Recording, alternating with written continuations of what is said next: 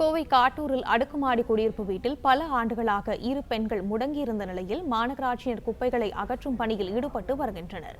கூடுதல் விவரங்களை இணைப்பில் இருக்கும் எமது செய்தியாளர் நேசராஜிடம் கேட்கலாம். நேசராஜ், வணக்கம். விவரங்கள் என்ன பகிரலாம்? வணக்கம். கோவை மாநகராட்சி காட்டூர் பகுதியில் அதுல்யா தனியார் அடுக்குமாடி குடியிருப்பு ஒன்றில் 2 பெண்கள் ஏறக்குறைய பல ஆண்டுகளாக வீட்டை விட்டு வெளியே வராமல் வாழ்ந்து வந்துள்ளனர். அந்த பெண்மணிகளில் ஒருவர் பெயர் ருக்மணி, ஏறக்குறைய 60 வயது. மற்றொருவர் அவரது மகள் திவ்யா, ஏறக்குறைய 40 வயது இருக்கக்கூடும். இவர்கள் அடுக்குமாடி குடியிருப்பு வீட்டில் இவர்கள் இருவர் மட்டுமே வசித்து வருகின்றனர். பல வருடங்களாக வீட்டை விட்டு வெளியே வராமல் இருந்ததாலும், அக்கம் பக்கத்தினர் யாரோடும் எந்த விதமான பேச்சுவார்த்தை இல்லாமலும் இருந்ததாலும், வெளி உலக தொடர்பே இல்லாமல் இவர்கள் உள்ளுக்குள்ளே இருந்துள்ளனர். மேலும் அந்த வீட்டிற்குள் எறும்பு, கரையான், பள்ளி, பூரான், கரப்பான், எலி, மூட்டைப்பூச்சி என்று ஏகப்பட்ட கரப்பாம்பூச்சிகளும் வாழ்ந்து வந்துள்ளன. மேலும் கெட்டுப்போன உணவையும் சுகாதாரமற்ற புழுக்கள் நெளியும் நீரை குடித்தும் வாழ்ந்து வந்தனர். சிசிடிவி கேமரா மூலம் இவர்கள் வசிக்கும் அவல நிலை தற்போது வெளியே தெரிய வந்துள்ளது.